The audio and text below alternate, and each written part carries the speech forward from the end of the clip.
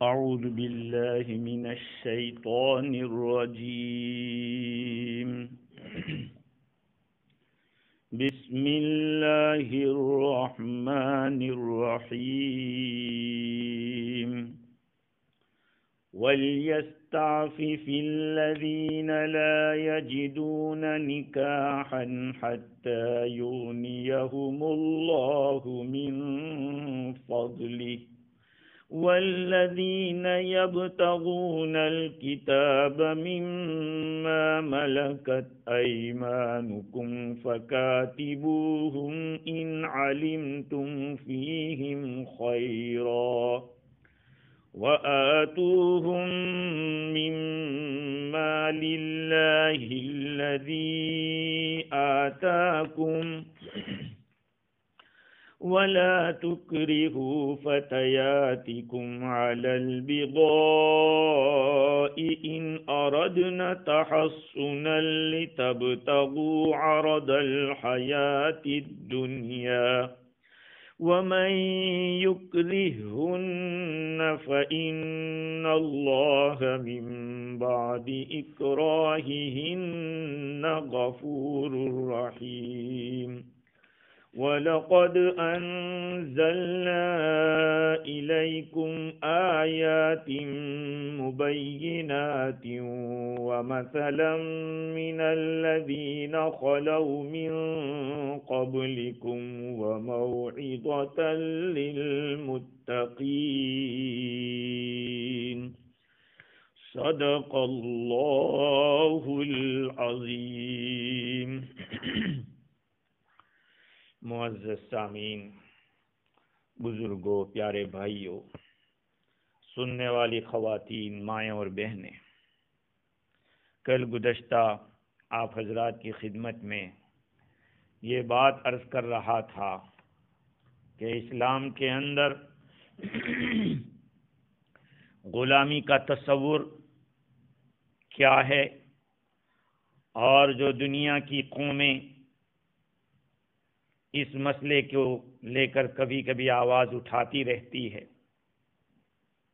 کہ ایک انسان دوسرے انسان کو غلام کیسے بنائے،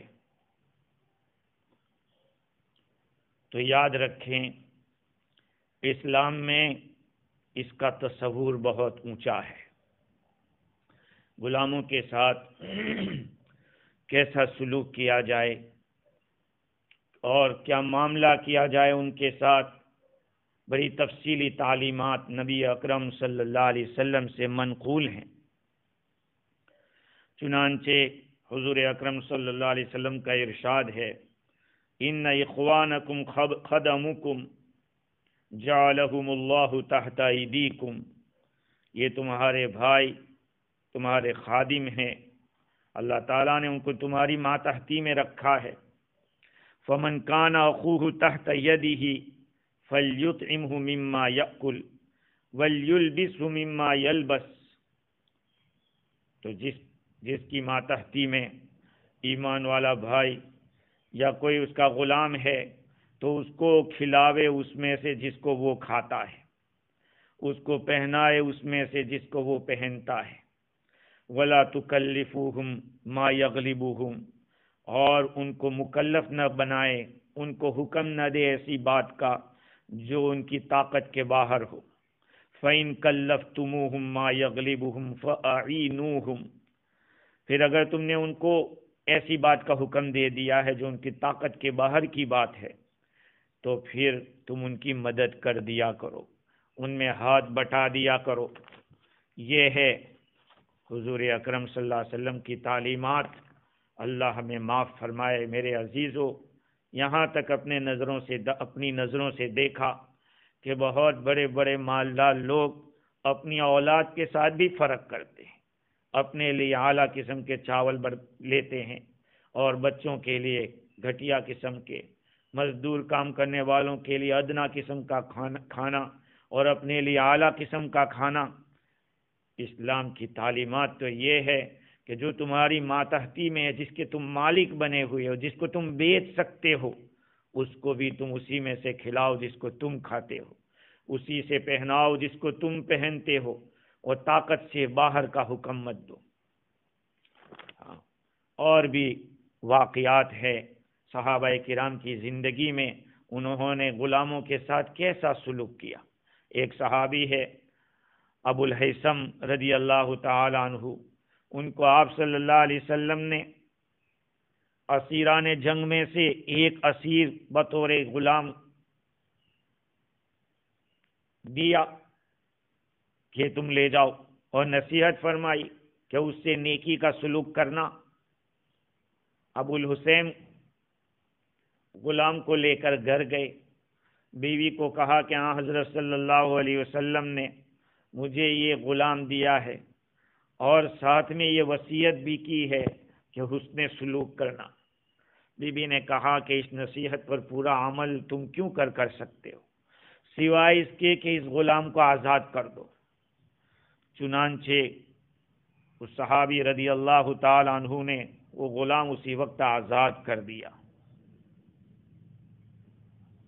زمبا ان کا واقعہ ہے کہ انہوں نے اپنے غلام کو ایک باندی کے ساتھ زنا کرتے دیکھ لیا۔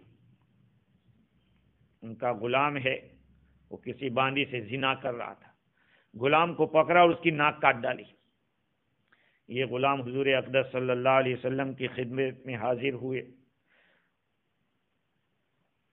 پوچھا کہ یہ حرکت کس نے کی؟ جواب دیا کہ زمبا نے کی۔ حضور صلی اللہ علیہ وسلم نے اس کو بلایا، دریافت فرمانے پر پتہ چلا کہ یہ حرکت انہوں نے کی ہے۔ آپ صلی اللہ علیہ وسلم نے اس کو آزاد فرما دیا اور اس غلام کی قیمت ادا کر دی۔ غلام رو کے کہنے لگا، میرا مولا، حضرت صلی اللہ علیہ وسلم نے فرمایا کہ اللہ اور اس کا رسول تیرا مولا ہے۔ کہا میرا مولا کون؟ انہوں نے تو اب آزاد کر دیا۔ کہا اللہ اور اس کا رسول تمہارا مولا۔ ابو سعید خدری رضی اللہ تعالیٰ عنہ نے اپنے غلام کی پٹائی کر دی اور پیٹ رہے تھے، پیچھے رسول اللہ صلی اللہ علیہ وسلم کو یہ فرماتے ہوئے سنا کہ اس پر تم حاکم مقرر ہو تو تمہارے اوپر بڑا حاکم ہے۔ جب حضور اکرم صلی اللہ علیہ وسلم کو دیکھا تو آزاد کی نیت کر لی کہ ان کو میں آزاد کر رہا ہوں، اور آپ کے تشریف لانے پر عرض کیا کہ حضور اس کو میں نے آزاد کر دیا۔ فرمایا کہ اگر آزاد نہ کرتے تو آگ میں پڑ جاتے۔ ہاں، یہ ہے اسلام، جس نے اپنے ماننے والوں کو یہ حکم دیا کہ اپنے ماتحتوں کے ساتھ کیسا سلوک کریں۔ تو مسئلہ یہ چل رہا ہے کہ غلاموں میں سے کوئی غلام اگر عقد کتابت کرنا چاہتا ہے تو حکم ہے کہ فَقَاتِبُوهُمْ إِنْ عَلِمْتُمْ فِيهِمْ خَيْرًا، تم ان کے ساتھ عقد کتابت کر لو اگر تم ان میں بھلائی پاؤ۔ اپنے غلام کو عقد کتابت کر کے آزاد کر دو، وہ جب مال ادا کر دے گا، ادا کرتے ہی وہ آزاد ہو جائے گا۔ رہا یہ مسئلہ کہ یہ حکم کیسا ہے، کیا ضروری ہے کرنا؟ عقد کتابت کے لیے آوے تو کرنا ہی پڑے گا، یا نہیں کریں گے تو چلے گا؟ علماء کرام کا اختلاف ہے اس میں تھوڑا سا۔ بعضوں نے اس حکم کو بہت ضروری قرار دیا کہ لازم ہے، واجب ہے آزاد کرنا۔ اگر وہ عقد کتابت کرنا چاہتا ہے تو عقد کتابت کرنا ضروری ہوگا اگر اس میں خیر دیکھو۔ ہاں، اگر بغیر قیمت کے چاہتا ہے تو وہ تو ضروری نہیں ہے، اس لیے کہ وہ اس مال کا مالک ہے۔ جن حضرات نے اس کو واجب قرار دیا ان میں عمرو بن دینار، عطا اور داؤد ابن علی ظاہری اور محمد ابن جریر، ان حضرات کا کہنا ہے کہ اللہ کا حکم ہے کہ فَقَاتِبُوهُمْ، ان کے کتابت کرو، عقد کتابت کر دیا کرو۔ یہ آیت سے دلیل پکڑتے ہیں، اور میں نے عرض کیا تھا کہ اس آیت کے نزول کا سبب بھی یہی تھا۔ کیا تھا سبب نزول؟ کہ حویتب بن عبد العزیٰ کے غلام نے، جو ان کا نام صبیح تھا، اپنے آقا سے کہا کہ عقد کتابت کر دو، میں اتنا پے کر دوں گا، مجھے آزادی چاہیے۔ آقا نے منع کیا، اللہ تعالیٰ نے یہ آیت نازل فرمائی تو 100 دینار کے اوپر مکاتبت ہوا۔ اور اس میں سے 20 دینار اس کو ہدیہ بھی کیا آخر میں۔ تو دیکھیے یہ اس حدیث سے پتہ چلتا ہے کہ عقد کتابت ضروری ہے۔ حضرت عمر رضی اللہ تعالیٰ عنہ کا قصہ بغوی نے نقل کیا، گلدست تفاسیر میں بھی لکھا ہے اور رازی نے بھی لکھا کہ حضرت عمر رضی اللہ تعالیٰ عنہ نے حضرت انس رضی اللہ عنہ کو حکم دیا کہ سیرین کے ساتھ، محمد ابن سیرین جو ہیں ان کے والد سیرین، انہوں نے کتابت کا ارادہ کیا تو حضرت انس نے انکار کر دیا۔ حضرت عمر رضی اللہ تعالیٰ نے کورا اٹھایا، کہا کہ پیٹوں گا اگر نہیں کرو گے تو، قسم کھا لی کہ کتابت کرو یا پھر مار پڑے گی۔ تو جو حضرات کہتے ہیں کہ کتابت کرنا ضروری ہے انہوں نے اس کے ذریعے دلیل پکڑی ہے، لیکن ائمہ کرام میں سے امام عالی مقام ابو حنیفہ رحمۃ اللہ علیہ، امام مالک، امام شافعی، ثوری، یہ سب فرماتے ہیں، ابن عباس رضی اللہ عنہ کا بھی قول، حضرت حسن، حضرت شعبی سب کہتے ہیں کہ ضروری نہیں ہے، مستحب یہ ہے کہ ایسا کر دیا جائے، کیونکہ حضور اکرم صلی اللہ علیہ وسلم کا ارشاد ہے لا يحل مال امرئ مسلم الا بطیب من نفسه، کسی مسلمان کا مال حلال نہیں ہے مگر اس کی دل کی خوشی سے۔ تو یہ تو غلام اس کی ملکیت ہے، وہ اس کا مالک ہے، اس کو کیسے بغیر اس کی رضامندی کے حلال کر دیں گے؟ ضرور اس کو لازم کر دیں گے، کسی کے پاس مال پڑا ہے تو کہہ کہ نہیں دینا ہی پڑے گا، اس جگہ پہ اس غریب کو دے، ایسا تو واجب نہیں ہے۔ جیسے کہ میں نے عرض کیا تھا، حضرت مشتاح ابن اساسہ جن کا نام اوف تھا، یہ ساوی مالکی نے ان کا نام اوف لکھا ہے، حضرت مشتاح کا، حضرت صدیق اکبر رضی اللہ تعالیٰ عنہ خرچ کرتے تھے، وہاں میں نے عرض کیا تھا کہ کسی خاص فقیر کے اوپر خرچ کرنا ضروری نہیں ہے۔ تو حضور صلی اللہ علیہ وسلم کا ارشاد کہ کسی مسلمان کا مال حلال اسی وقت ہوتا ہے جبکہ وہ راضی ہو، اس کی رضامندی کے بغیر نہیں ہو سکتا۔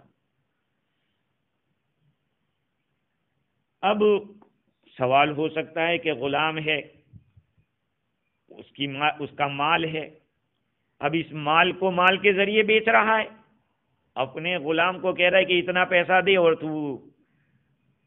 تو میں تجھے اس مال کے بدلے میں تجھے بیچ دوں گا یا تو اپنے آپ کو خرید لے۔ اس کا جواب راضی نے یہ دیا کہ یہ اللہ کا حکم ہے، شریعت کا حکم ہے، بات خلاص ہو گئی، اس کے اوپر چینو چرا نہیں کرنا چاہیے۔ ایک آدمی اپنے آپ کو خرید رہا ہے مال دے کر، اس کو آزادی چاہیے، تو آزادی کی یہی شکل ہے۔ اب ایک سوال یہ ہوتا ہے کہ عقد کتابت سے غلام کو کیا فائدہ ہوگا جو اس کو عقد کتابت سے پہلے نہیں ہو رہا تھا؟ عقد کتابت سے فائدہ تو پہلی بات ہے کہ آزاد ہو جائے گا، دوسری بات یہ ہے کہ عقد کتابت سے پہلے اس کو اگر زکوٰۃ دی جاتی تو زکوٰۃ ادا نہیں ہوتی، کیونکہ وہ تو زکوٰۃ اس کو دی ہوتا آقا کے پاس جائے گی، آقا اس کا مالک ہوگا۔ اس صورت میں زکوٰۃ اس کو اگر کسی نے دی ہے تو وہ زکوٰۃ کا مالک ہوگا، پھر یہ مالک ہو گیا اپنے آقا کو ادا کرے گا عقد کتابت، یہ فائدہ ہے۔ اللہ تعالیٰ فرماتے ہیں فَقَاتِبُوهُمْ إِنْ عَلِمْتُمْ فِيهِمْ خَيْرًا، تم ان سے عقد کتابت کر لو اگر تم ان کے اندر خیر پاؤ۔ تو یہ خیر ہے کیا؟ ان علمتم فیہم خیرا، ہاں تو وہ بات تو ابھی رہ گئی کہ فقاتبوہم کے اندر جو حکم ہے ان سے کتابت کا عقد کرنا، بعض حضرات نے کہا کہ دیانتاً اور امانتاً مال کے ادا کرنے کے اوپر وہ قادر ہو تو کتابت کر لو، ان عالیہ فقاتبوہم، ان کے ساتھ عقد کتابت کر لو۔ بعضوں نے اس کو مستحب قرار دیا، بعضوں نے اس کو واجب قرار دیا۔ اور دوسری بات یہ ہے کہ یہ خیر کیا ہے؟ اگر تم ان کے اندر بھلائی دیکھو۔ اس کی تفسیر میں امام رازی نے تقریباً 4 اقوال نقل کیے۔ ایک قول تو یہ نقل کیا کہ حضور اکرم صلی اللہ علیہ وسلم کا ارشاد ہے ان علمتم لهم حرفة فلا تدعوهم کلا علی الناس، اگر اس کے اندر کوئی ایسا ہنر ہے اس ہنر کے ذریعے وہ کما سکتا ہے اور کما کے اپنا جو بدلے کتابت ہے وہ ادا کر سکتا ہے، تو اس کے ساتھ عقد کتابت کر دو، لوگوں کے اوپر اس کو بوجھ مت بناؤ، وہ خود کمائے گا، محنت کرے گا، لائے گا، ادا کر دے گا، تو اس میں دیکھو کہ بھلے وار ہے، اس میں کوئی وہ پیشہ جانتا ہے کہ نہیں۔ اور حضرت عطا فرماتے ہیں کہ خیر سے مراد مال ہے۔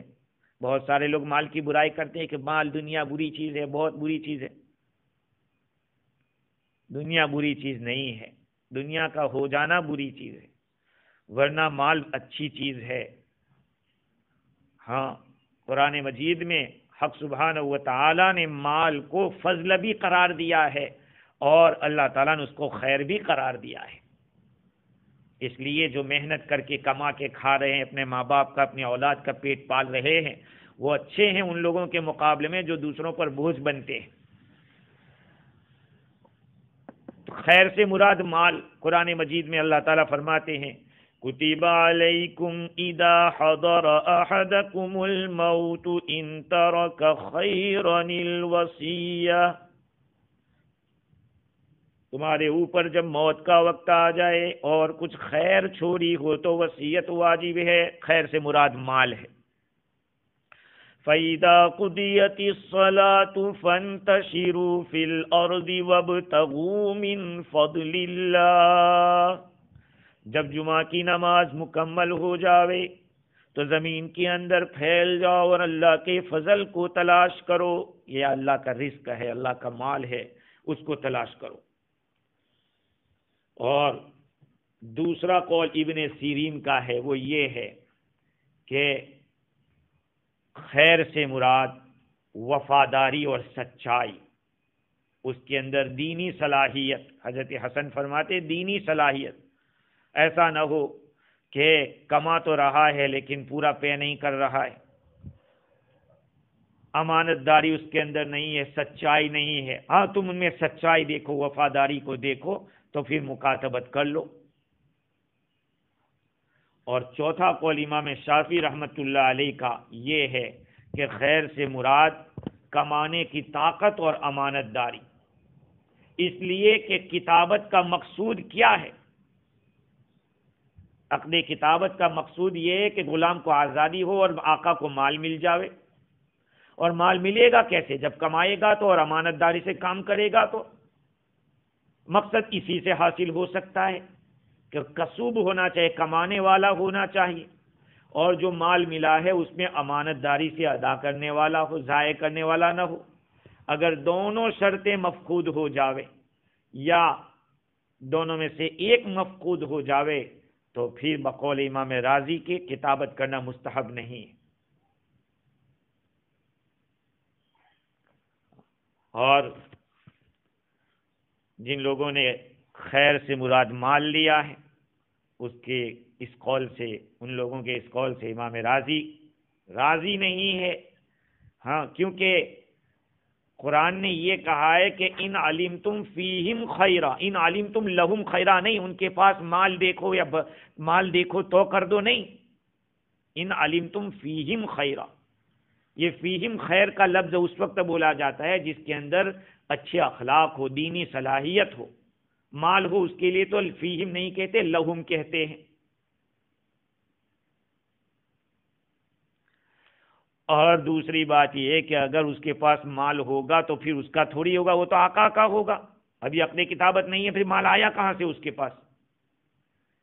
خیر، اللہ تعالیٰ نے ادھر تو عقد کتابت کرنے کا حکم تو دیا، لیکن اس کے ساتھ ساتھ دوسرا بھی ایک حکم دے دیا۔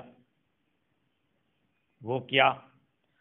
وَآتُوهُم مِّن مَّالِ اللَّهِ الَّذِي آتَاكُمْ، اور تم لوگ ان غلاموں کو اس مال میں سے، اللہ کے اس مال میں سے دو جو اللہ نے تم کو دیا ہے۔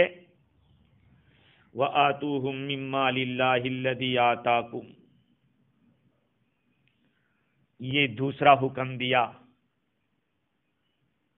دولت مند مسلمانوں کو اللہ نے فرمایا کہ ایسے غلام اور ایسی باندی جو عقد کتابت کر چکے ہو ان کی مدد کرو، چاہے زکوٰۃ کے مال سے ہو یا عام صدقات و خیرات میں سے ہو، تاکہ وہ آزاد جلدی ہو جاوے۔ اگر مال کتابت میں سے، بدلے کتابت میں سے مالک کوئی حصہ معاف کر دے، یہ بھی بڑی امداد ہوگی، یہ بھی اس میں داخل ہوگا۔ جہاں زکوٰۃ کے مصارف کا تذکرہ 10ویں سپارے کے اندر آیا، کن کن کو زکوٰۃ دی جاتی ہے، وہاں پر وفی الرقاب کا لفظ آیا ہے۔ وفی الرقاب، غلام کو آزاد کرنے میں خرچ کرنا۔ تو اللہ تعالیٰ نے یا تو آقاؤں کو حکم دیا کہ تم بدلے کتابت کچھ معاف کر دو، یا یہ کہ عام مسلمانوں کو، مالداروں کو حکم دیا کہ ان کی مدد کرو۔ یہ حکم بھی ضروری ہے یا مستحب ہے ان کی مالی امداد کرنا؟ بعض حضرات نے کہا کہ کم کر دینا چاہیے، مال میں سے جو بدلے کتابت ہے اس میں سے کمی کرنی چاہیے۔ عطا ابن سائب ابو عبد الرحمن سے نقل کرتے ہیں کہ انہوں نے اپنے غلام سے مکاتبت کی تو مکاتبت کا 1/4 حصہ معاف کر دیا، اور فرماتے تھے کہ حضرت علی رضی اللہ تعالی عنہ ہمیں حکم دیتے تھے اس بات کا، اگر چوتھا نہیں کر سکتے تو 7واں حصہ کر دو معاف۔ حضرت ابن عمر رضی اللہ تعالی عنہما نے اپنے ایک غلام سے 35,000 کے مقابلے میں مکاتبت کیا تو 5,000 معاف کر دیا۔ حضرت عمر رضی اللہ تعالیٰ عنہ نے اپنے غلام سے مکاتبت کیا عقد کتابت، وہ اپنا ایک قسط لے کر آیا، کہا جاؤ لے جاؤ اور مال کتابت کی ادائیگی پر اس کے ذریعے مدد حاصل کرو، یعنی اس کے ذریعے تجارت کرو، کچھ بزنس کرو، کچھ کرو۔ مکاتب نے کہا کہ حضرت اس کو آخر تک چھوڑ دیتے تو، یعنی آخری قسط میں معاف کر دیتے، پہلی ہی قسط میں آپ نے فرمایا کہ پتہ نہیں، مجھے اندیشہ ہے کہ کہیں وہاں تک میں زندہ رہا یا نہیں، اس لیے میں نے تجھ کو دے دیا۔ ایک مسئلہ یہ بھی ہے کہ جو آقا ہے وہ اپنی زکوٰۃ اس کو نہیں دے گا، اس میں تو راضی نے اجماع نقل کیا ہے کہ آقا کے لیے اپنا واجب صدقہ اور جو فرض زکوٰۃ ہے وہ نہیں دے سکتے۔ یہ ایک مسئلہ ہے بہت زیادہ بار بار آتا رہتا ہے کہ صدقہ کس کو دیا جائے، مسلم کو غیر مسلم کو۔ اتنی بات یاد رکھو کہ جو فرض زکوٰۃ ہے اور واجب صدقہ ہے وہ غیر مسلم کو نہیں دے سکتے۔ واجب صدقے کا مطلب کوئی منت مانیے کہ میرا فلاں کام ہو گیا تو میں اتنا خرچ کروں گا، میرا یہ کام ہو گیا تو اتنا میں غریبوں کو دوں گا یا یہ جانور ذبح کر کے دوں گا۔ بعض لوگوں نے تو بکرے کا صدقہ بھی حرام قرار دیا، کہاں لکھا ہے اس طرح کا مسئلہ؟ سوچنا چاہیے۔ گوشت کا بھی صدقہ ہوتا ہے، ہاں گوشت کا بھی صدقہ ہوتا ہے۔ حضرت بریرہ رضی اللہ تعالیٰ عنہ تقریباً وہی ہیں، حضور اکرم صلی اللہ علیہ وسلم نے فرمایا لکی صدقۃ ولنا ہدیۃ، ان کے گھر پہ ہاندی میں گوشت پک رہا تھا، حضور نے دیکھا، پوچھا یہ کیا؟ کہا حضور یہ تو صدقے کا ہے۔ آپ نے فرمایا لکی صدقۃ ولنا ہدیۃ، تیرے لیے صدقہ ہے، ہمارے لیے ہدیہ ہے۔ معلوم ہوا کہ گوشت کا صدقہ ہوتا تھا۔ ہاں یہ سمجھنا کہ وہ بیمار کی جان کے بدلے میں ہم جان دے رہے ہیں وہ غلط۔ صدقہ اللہ کو راضی کرنے کے لیے دیا جاتا ہے۔ ہاں تو صدقہ اگر نفل ہے وہ تو آپ غریب کو، امیر کو، مسلمان کو، غیر مسلم کو، رشتہ دار کو، غیر رشتہ دار کو، سب کو دے سکتے ہیں نفل صدقہ۔ مثال کے طور پر کوئی اچھا کام آدمی نے کیا ہے، کہا چلو ایک بکرا صدقہ کر دو خوشی کے اندر، یہ صدقہ کر رہے ہیں، یہ تو نفل صدقہ ہے۔ نفل صدقہ تو آدمی خود بھی کھا سکتا ہے، دوسروں کو بھی کھلا سکتا ہے، غریبوں کو، مالداروں کو، سب کو دے سکتا ہے۔ خیر تو امام راضی نے لکھا کہ اگر وہ زکوٰۃ فرض ہے تو اس فرض زکوٰۃ کو اپنے غلام کو نہیں دے گا۔ دوسری بات یہ ہے کہ یہ حکم عام پبلک کو ہے کہ اپنی زکوٰۃ سے یا صدقات سے ایسے غلاموں کو جو عقد کتابت کر چکے ہیں ان کی مدد کرو۔ حضور اکرم صلی اللہ علیہ وسلم کا ارشاد ہے، من اعان مکاتبا علی فک رقبتہ اظلہ اللہ تعالی فی ظل عرشی، جس آدمی نے کسی مکاتب کو اس کی گردن چھڑانے پر مدد کی تو اللہ تعالیٰ عرش کے سائے میں اس کو سایہ عطا فرمائیں گے۔ اب آج کے زمانے میں تو غلاموں کا مسئلہ نہیں ہے، اس لیے میں زیادہ تفصیلی بات اس میں نہیں کرتا۔ آگے ہم دیکھتے ہیں کہ اللہ تعالیٰ نے کیا فرمایا کہ کس مال میں سے تم کو دینا ہے۔ اللہ تعالیٰ کے اس مال میں سے دو جو مال تم کو اللہ تعالیٰ نے دیا ہے۔ دیکھیے، مال میرا میرا میرا ہم کرتے رہتے ہیں، پوری دنیا میں مادہ پرستی کا دور دورہ ہے، ساری دنیا معاد و آخرت کو بھول بھال کر صرف معاش کے جال میں پھنس گئی ہے، اور جتنے بھی جو کچھ بھی پڑھ رہا ہے سیکھ رہا ہے اس کا آخری نقطۂ نظر یہ ہوتا ہے کہ طلب اس میں اور ویجز میں زیادہ کس میں ملے گا۔ ہاں، دنیا دار لوگ تعلیم کے اندر یہ سوچتے ہیں کہ اگر چارٹر اکاؤنٹ بنا تو کیا ملے گا، لائر بنا تو کیا ملے گا، ڈاکٹر بنا تو کیا ملے گا، آخر میں وہیں آ کر رہ جاتا ہے۔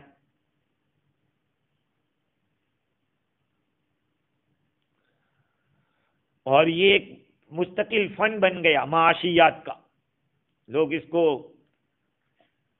ایک فن کے طور پر پڑھتے ہیں۔ آج کی دنیا میں بہت سارے نظریات چل رہے ہیں، ان نظریات کے اندر جو دو نظریے ہیں جو اسلام کے ساتھ ٹکرا رہے ہیں، ایک سرمایہ دارانہ نظام جس کو کیپٹلزم کہتے ہیں، اور دوسرا اشتراکی نظام جس کو سوشلزم کہتے ہیں۔ سوشلزم سرمایہ دارانہ نظام ہے، اس کا کیا مطلب؟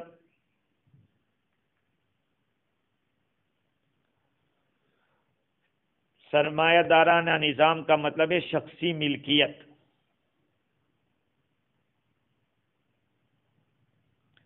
شخصی ملکیت، جو جتنا کماوے پیدا کرنے کی کوئی پابندی نہیں۔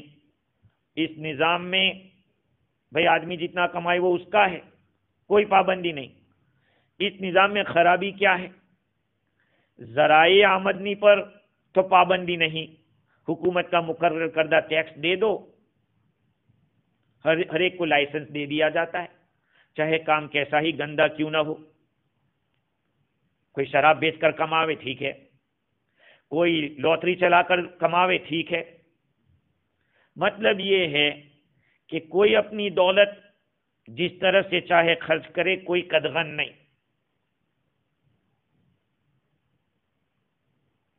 دنیا کے اندر چاہے امریکہ ہو، برطانیہ ہو، فرانس ہو، جرمنی ہو، پاک و ہند ہو، سب جگہ آدھی دنیا کے اندر یہ نظام چل رہا ہے، جس طرح سے کمانا ہو کماوے۔ اور دوسرا نظام جو ہے اشتراکی، جو روس اور چائنا میں ہے، اس نظام میں شخصی ملکیت کا کوئی تصور نہیں، ہر چیز حکومت کی ملکیت میں ہوتی ہے، نہ زمین کسی کی ملکیت میں ہوگی، نہ کارخانہ، نہ تجارت۔ کام کرنے والا جو ہے وہ اپنی محنت کے مطابق معاوضہ لے لے، باقی گورنمنٹ لے لے گی۔ یہ بھی غیر فطری ہے، اسلام اس کو بھی نہیں پسند کرتا، کیونکہ یہ بنیاد بے دینی پر قائم ہے۔ اس نظام کے پاس نہ کوئی آسمانی کتاب ہے، نہ کوئی شریعت، کسی شریعت کو تسلیم نہیں کرتے۔ یہ لوگ مذہب کو افیون سمجھتے ہیں، ایک نشے کی چیز سمجھتے ہیں۔ ان ساری باتوں کو، یعنی چاہے کیپٹلزم ہو یا سوشلزم ہو، ان دونوں کو اس آیت کریمہ نے اس طرح سے ختم کر دیا کہ تم کسی چیز کے مالک نہیں ہو، مالک اللہ ہے، مالک اللہ ہے، اور اس مال میں سے تم کو اللہ نے مالک بنایا ہے ایک وقتی طور پر اس میں تصرف کرنے کے لیے۔ وَآتُوهُم مِّن مَّالِ اللَّهِ الَّذِي آتَاكُمْ، اور تم اپنے اللہ تعالیٰ کے اس مال میں سے دو جو اللہ نے تم کو دیا ہے۔ بہت سارے لوگ یہاں پر بھی جب بتاتے ہیں یہاں ایک نشے کی چیز ملتی ہے، نگونا جس کو کہتے ہیں، پیتے ہیں، سمجھاتے تو کہتے کہ ہمارا پیسہ ہے، ہم کچھ بھی چاہے کریں۔ تمہارا پیسہ خدا کو دیتے آتا ہے، دینے پہ آتا ہے جب چھپڑ پھاڑ کے دیتا ہے، لیکن جب لینے پہ آتا ہے تو جھاڑو مار کے بھی لیتا ہے۔ اللہ تعالیٰ ایسی قدرت والا ہے۔ اس لیے اسلام نے ایک نظام دیا ہے، مال کے ہم مالک بنے، خدا نے بنایا ہے، وہ جب چاہے لے سکتا ہے اور جب چاہے وہ وسعت بھی کر سکتا ہے۔ اس لیے مال کو اللہ کی نعمت سمجھ کر اپنی ذات پر بھی خرچ کرو، اپنے گھر والوں پر بھی خرچ کرو، غریبوں پر خرچ کرو، اپنوں پر خرچ کرو، غیروں پر خرچ کرو۔ وَآتُوهُم مِّن مَّالِ اللَّهِ الَّذِي آتَاكُمْ، اور تم اللہ تعالیٰ کے اس مال میں سے دو جو اللہ نے تم کو دیا ہے۔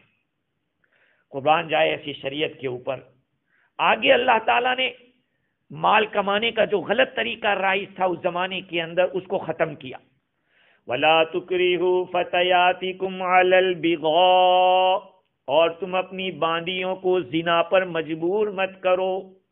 ان اردنا تحسنا لتبتغوا ارض الحیات الدنیا، اگر وہ باندیاں پاک رہنا چاہتی ہیں، تم لوگ دنیاوی زندگی کا سامان چاہتے ہو۔ اللہ تعالیٰ فرما رہے ہیں کہ لوگ لونڈیوں کو جو تمہاری باندیاں ہیں ان سے غلط کاری مت کراؤ۔ زمانے جاہلیت کے اندر اس طرح کی حرکتیں ہوتی تھی، شریعت نے منع کیا۔ اکراہ علی الزنا، زنا پر کسی کو مجبور کرنا۔ لا تکریہوا فتیاتکم، اور تم مجبور مت کرو اپنی باندیوں کو علی البغاء، زنا کے اوپر۔ کیوں؟ لتبتغوا عرض الحیات الدنیا، تم دنیاوی زندگی کے کچھ سامان کو چاہتے ہو، تمہارا ارادہ یہ ہے۔ حضرت جابر رضی اللہ تعالیٰ عنہ روایت کرتے ہیں، عبداللہ ابن ابی بن سلول جو منافق تھا، اس کی ایک باندی تھی جس کا مسی کا نام تھا، دوسری باندی تھی اس کا نام تھا امیمہ۔ یہ دونوں باندیاں تقریباً اسلام میں داخل ہو گئی تھی۔ یہ عبداللہ ابن ابی بن سلول منافق ان کو زنا پر مجبور کرتا تھا کہ جاؤ۔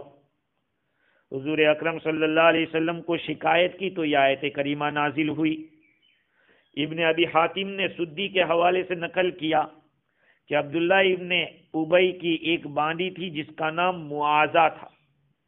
جب اس کے پاس کوئی مہمان آتا تھا عبداللہ ابن ابی منافق کے پاس، تو اس باندی کو بھیجتا تھا کہ جاؤ اس کی سیوا کرو، خدمت کرو، اور وہ اس سے صحبت کرتا، اس نیت سے اس کو بھیجتا تھا کہ کچھ بدلہ ملے گا اور اس کی عزت ہوگی۔ یہ باندی صدیق اکبر رضی اللہ عنہ کی خدمت میں آئی اور شکایت کی عبداللہ ابن ابی بن سلول منافق کی۔ صدیق اکبر رضی اللہ عنہ نے آقا صلی اللہ علیہ وسلم کے سامنے اس کا ذکر کیا۔ آپ نے فرمایا کہ اس عورت کو پکڑ لیا جائے، باندی کو۔ عبداللہ ابن ابی بن سلول چلا اٹھا کہ ہمارے غلاموں کے اوپر ہی، ہماری باندیوں کے اوپر بھی انکش ڈالا جا رہا ہے، کون ہے جو ہماری طرف سے عذر کو بیان کرے؟ یہ محمد صلی اللہ علیہ وسلم ہمیں اپنی باندیوں کے اوپر بھی اس طرح کے کنٹرول سے روک رہے ہیں۔ اللہ تعالیٰ نے اس آیت کریمہ میں اچھے ایک خاص انداز کے اندر منع کیا۔ لا تکریہو، دیکھو اوپر تو بات تھی مال کی کہ مال خدا دیتا ہے، لیکن خدا دیتا ہے تو طریقہ بھی اسی کا چلے گا کمانے کا۔ ہم اپنے طریقے سے، آج دنیا میں یہی ہو رہا ہے کہ مسئلے پوچھتے ہیں نماز کے، مسئلے پوچھتے ہیں روزے کے، کبھی کبھار زکوٰۃ کے، لیکن کوئی تجارت کا مسئلہ پوچھنے نہیں آتا کہ میں اپنے کام کرنے والوں کو اس طرح سے طلب دے رہا ہوں، ان کو ویجز دے رہا ہوں، صحیح ہے کہ نہیں، میرا سامان اس طرح سے آ رہا ہے تو مجھے کس طرح سے شریعت کے مطابق کرنا چاہیے۔ آج کوئی پوچھتا نہیں معاملات کے مسائل، حالانکہ ان کو معلوم ہونا چاہیے کہ جتنی کتابیں عبادات میں لکھی گئی اس سے زیادہ عقائد میں، معاملات میں، معاشرت میں اور اخلاق میں لکھی گئی ہے۔ ہم تو صرف عبادت ہی کو پوچھتے ہیں، عقائد کو بھی اب تو پوچھنے کوئی نہیں آتا کہ یہ عقیدہ رکھنا کیسا ہے۔ اللہ کے بندو، اپنے آپ پر رحم کھاؤ، اور چھوٹی سی بات بھی جو بھی آوے زندگی میں پیش آوے، اس کو پوچھنا چاہیے علماء سے، جن پر آپ کو اعتماد ہو ان کو پوچھنا چاہیے۔ اللہ تعالیٰ نے اس آیت کریمہ کے اندر دو طریقے سے ان لوگوں کی شناعت اور برائی کو بیان کیا۔ ایک تو یہ کہ وہ لڑکیاں خود زنا سے بچنا چاہتی تھی، ان اردنا تحسنا، وہ خود چاہتی ہیں بچنا، پاک دامن رہنا چاہتی ہے، اور یہ مجبور کر رہا ہے۔ اور کیوں مجبور کر؟ لتبتغوا عرض الحیات الدنیا، دنیا کا تھوڑا سا سامان لینے کے لیے، اس کا مقصد یہ ہے۔ اللہ تعالیٰ نے یہ دو قیدیں لگائی، اور ان دو قیدوں کے ذریعے ان لوگوں کی اس حرکت کو بہت ہی زیادہ گھناؤنا بتلایا۔ اکراہ کی حکم دیا، لا تکرہو۔ اکراہ کس کو کہتے ہیں؟ مجبور کرنا۔ اکراہ کا مطلب ہوتا ہے کہ ایسی دھمکی دینا کہ جس کے اندر سامنے والے کی جان ختم کر دی جائے۔ ہاں، امام رازی نے لکھا، الاکراہ انما یحصل متى حصل التخویف بما یقتضی تلف النفس۔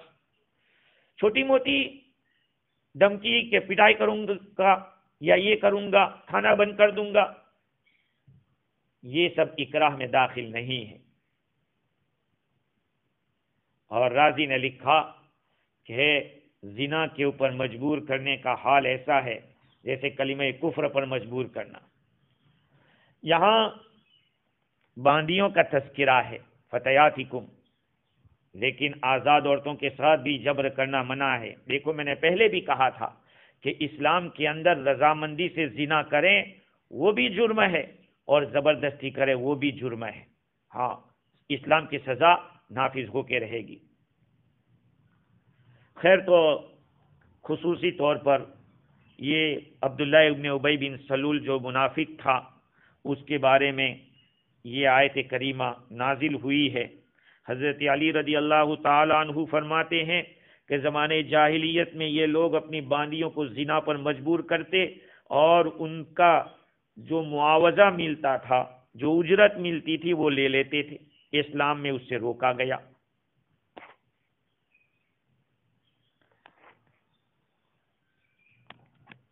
فتات کا لفظ لائے، ولا تکرہوا فتیاتکم۔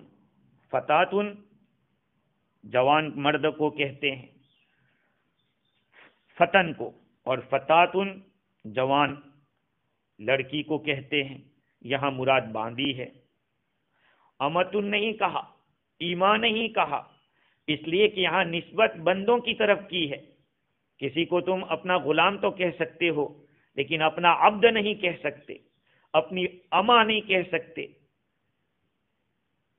حضور صلی اللہ علیہ وسلم نے فرمایا، لا یقولن احدکم عبدی و امتی ولکن فتای و فتاتی۔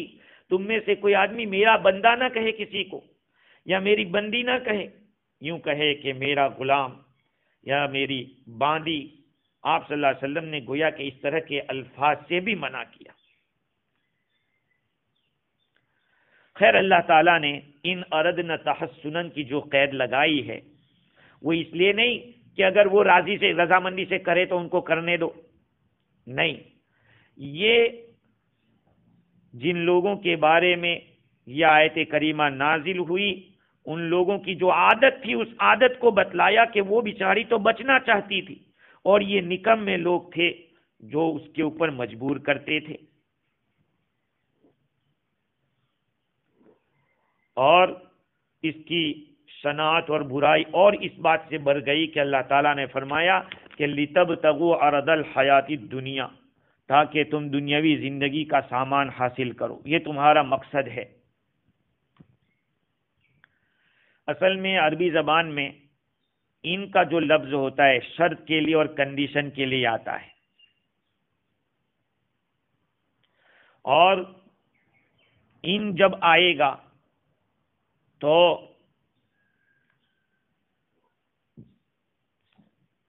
یہاں پہ ایذا کے بجائے ان کو اس لیے لائے کہ باندھی ہو کر پاک دامن رہنے کا ارادہ کرنا اور اس کی کوشش کرنا یہ ایک شاذ و نادر چیز ہے، ایک شاذ و نادر چیز ہے، اس لیے لفظ ان کے ذریعے اس کو بیان کیا۔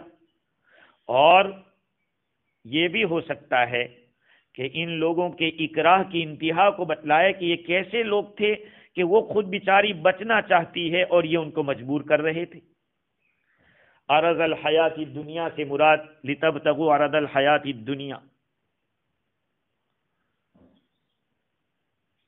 مقصد کو پورا کرنا، دنیاوی زندگی کا جو سامان ہے اس سے مراد ان کی جو اجرت ملتی تھی وہ، یا جو کچھ بھی اولاد ہو سکتی ہے وہ بھی ہو سکتی تھی کہ زنا سے جو اولاد ہوگی اس کو یہ غلام بنائیں گے، اموال و اولاد دونوں ہو سکتے۔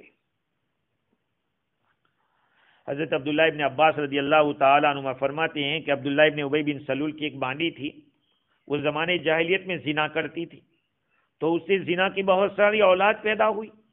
اللہ تعالیٰ نے جب زنا کو حرام قرار دیا تو اس نے اپنی اس باندی سے کہا کہ مالک لا تزنین، کہ کیا بات ہے کہ تو زنا نہیں کرتی؟ اس نے کہا، اس باندی نے، واللہ لا ازنی ابدا، خدا کی قسم میں کبھی بھی زنا نہیں کروں گی۔ فضربها، عبداللہ ابن ابی بن سلول منافق نے اس کو مارا۔ اللہ تعالیٰ نے یہ آیت نازل کی، ولا تکرہوا فتیاتکم۔ اس زمانے کے اندر جو برائیاں تھیں ان کا تذکرہ قرآن کریم میں ملتا ہے، اور بعد میں پیدا ہونے والی برائیوں کے لیے یہ معیار بتا دیا کہ ما انا علیہ و اصحابی، اس پر عمل کیا جائے گا، اس کے خلاف جو ملے گا اس کو رد کیا جائے گا۔ مطلب یہ ہے کہ آپ صلی اللہ علیہ وسلم کی شریعت سے پہلے جو کچھ بھی برائیاں ہوئی، چاہے نوح علیہ السلام کی قوم میں ہو، ابراہیم علیہ السلام کی قوم میں ہو، یا موسیٰ علیہ السلام اور لوط علیہ السلام کی قوم میں، اس کا تذکرہ آپ کو قرآن میں ملے گا۔ لیکن اس امت کا کہا کہ دیکھو تمہارے لیے معیار صحابہ کرام ہے، ان کی زندگیوں کے حالات کو دیکھو اور اس کے مطابق اپنے آپ کو میچ کرو کہ اس سے میچ کھاتا ہے کہ نہیں۔ لِتَبْتَغُوا عَرَضَ الْحَيَاةِ الدُّنْيَا وَمَن يُكْرِهُنَّ فَإِنَّ اللَّهَ مِن بَعْدِ إِكْرَاهِهِنَّ غَفُورٌ رَحِيمٌ۔ اور جو آدمی ان باندیوں کو مجبور کرے گا تو یاد رکھو ان کے مجبور کیے جانے کے بعد اللہ تعالی مغفرت کرنے والا، رحم کرنے والا ہے۔ یعنی زنا جیسی برائی جو اکراہ کے بعد بھی بری رہتی ہے، لیکن حق تعالیٰ نے اپنی رحمت سے اس عورت کو جس کو مجبور کیا گیا ہے، وہ بیچاری بے بس ہے، بیچاری ہے، اللہ تعالیٰ نے اس کی بیچارگی کو اور اس کی بے بسی کو دیکھ کر درگزر فرمایا کہ اگر مکرہ ہے، مجبور ہے اور اس پر اس طرح کا کیا ہے تو سخت عذاب ہوگا۔ تو کس پر؟ زبردستی کرنے والے پر ہوگا۔ مکرہ یعنی جس پر زبردستی کی گئی ہے اس کو گناہ نہیں ہوگا، اس پر تو رحم کیا جائے گا، یعنی اس وقت تو اس کو گناہ نہیں قرار دیا جائے گا، اس لیے کہ وہ مجبور ہے، اور مجبور کرنے والا ظالم ہے، اس کو اللہ تعالیٰ کی طرف سے سزا ملے گی۔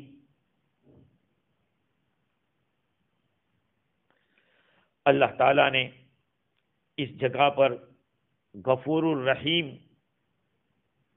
کا لفظ استعمال کیا۔ حضرت مجاہد اور حسن تو یہ فرماتے ہیں کہ وَمَن یکرہ، جو ان کو مجبور کرے گا تو لہن غفور الرحیم، ان عورتوں کے لیے مغفرت کرنے والا، رحم کرنے والا ہے۔ علامہ آلوسی لہم مانتے ہیں، وَمَن یکرہن لہم، اور ابن مسعود رضی اللہ تعالیٰ عنہ کے مصحف میں ہے فَإِنَّ اللَّهَ مِن بَعْدِ إِكْرَاهِهِنَّ لَهُنَّ غَفُورٌ رَحِيمٌ۔ ابن عباس رضی اللہ تعالیٰ عنہ کی قرات میں بھی لہن ہے، یعنی ان باندیوں کی اللہ تعالیٰ مغفرت کر دے گا۔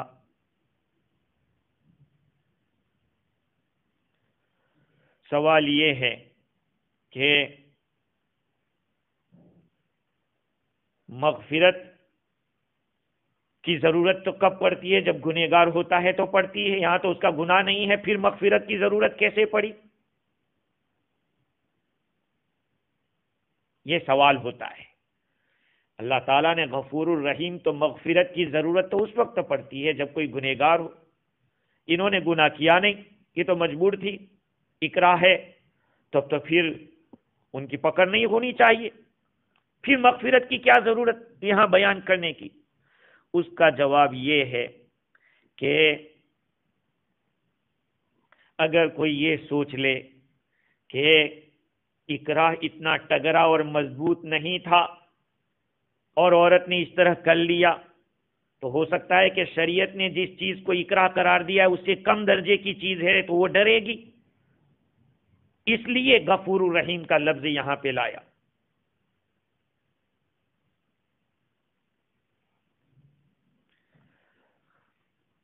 اللہ تعالیٰ نے اس آیت کریمہ کے اندر ایک بہت ہی بڑا مسئلہ حل کر دیا ان عورتوں کے لیے جن کو مجبور کیا گیا تھا۔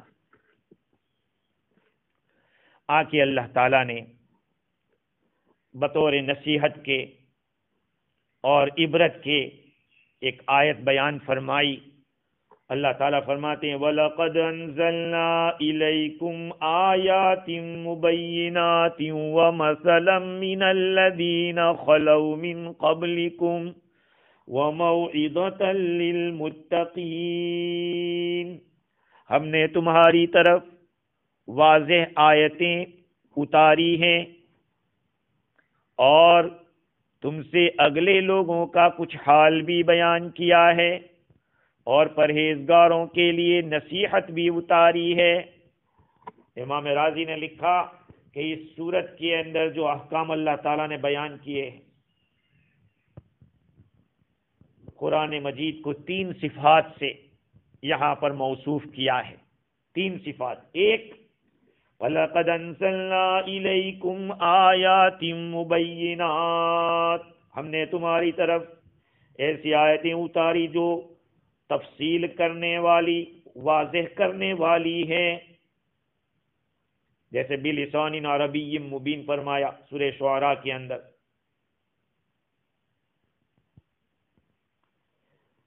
اور دوسری چیز وَمَثَلًا مِّنَ الَّذِينَ خَلَوْا مِن قَبْلِكُمْ، جیسے آنکھ والوں کے لیے صبح ہوتی ہے ایسے ہی سمجھنے کے لیے مثل ہوتی ہے، مثال ہوتی ہے۔ تم سے پہلے جو گزر گئے ان لوگوں کے حالات بیان کیے ہیں۔ اس کے اندر 2 باتیں ہو سکتی ہیں، ایک تو یہ ہے کہ تورات اور انجیل کے اندر جو ذکر کیا گیا حدود کو قائم کرنے کا، قرآن مجید میں بھی اسی طرح سے بیان کیا ہے۔ اور دوسرا قول یہ بھی ہو سکتا ہے کہ جیسے رسولوں کو لوگوں نے جھٹلایا، ان لوگوں کا حال آپ کے سامنے بیان کیا گیا، ان کو جو سزائیں ملی وہ بھی ہم نے بیان کر دی، تاکہ تم لوگ بھی سمجھو اور اس طرح کے گناہ میں اگر مبتلا ہو، اگلی قومیں جیسے نافرمان ہوئی تھی تو اس سے باز آ جاؤ، اس لیے اگلے لوگوں کے حالات بیان کیے۔ وَمَوْعِظَةً لِّلْمُتَّقِينَ، اور پرہیزگاروں کے لیے نصیحت بیان کی۔ اس سے مراد وعید ہے، دھمکی ہے گناہ کے کام کے اوپر، کیا سزا ہوگی اللہ تعالیٰ کی۔ سوال یہ کہ متقیوں کا تذکرہ خاص طور پر کیوں ہوا؟ وہ یہ ہے کہ اصل تو وہی سمجھتے ہیں، جو تقوی اختیار کرے گا وہی سب چیزیں معلوم کرے گا۔ بھئی آج زندگی کے اندر مسئلہ پوچھتا کون ہے؟ جس کو عمل کرنا ہے، جس کو فکر ہے کہ میں اللہ کا نافرمان نہ ہو جاؤں، اس لیے آدمی پوچھتا ہے، اور جس کو فکر ہی نہیں ہے وہ ایسے ہی زندگی گزارتا ہے۔ اللہ تعالیٰ نے حضرت مریم علیہ السلام، حضرت یوسف علیہ السلام، ان کا تذکرہ قرآن پاک میں کیا اور ان کے دشمنوں کا بھی تذکرہ کیا۔ یہاں حضرت عائشہ صدیقہ رضی اللہ تعالیٰ عنہ کی برات اور بزرگی کو بھی اللہ تعالیٰ نے بیان کیا جو قیامت تک رہے گی۔ تو اگلے لوگوں کی بعض حکایات جیسے یوسف علیہ السلام کا تفصیلی واقعہ، مریم علیہ السلام کا قصہ، جا بجا عجیب تاریخی واقعات جو بیان کیے گئے، انہی میں سے ایک واقعہ حضرت عائشہ کا بھی بیان کر دیا۔ تو جو حالات اور نتائج گزشتہ قوموں کے ہم نے بیان کیے ہیں، انہیں کوئی افسانہ نہیں سمجھنا چاہیے یا کوئی اس طرح سے بنایا ہوا کوئی قصہ نہیں سمجھنا چاہیے۔ یہ تو نصیحت ہے، یہ عبرت کا سامان ہے۔ اللہ تعالیٰ نے خیر رکھی ہے اس کی اطاعت اور فرما برداری میں، اور اس کی نافرمانی میں سراسر شر اور برائی رکھی ہے۔ اللہ تعالیٰ مجھے اور آپ کو اپنے مطیع اور فرما بردار بندوں میں شامل فرمائے، اور شریعت کی پیروی کرنے کی اور طبعی تقاضوں کی مخالفت کرنے کی توفیق عطا فرماوے۔ وآخر دعوانا ان الحمد للہ رب العالمین۔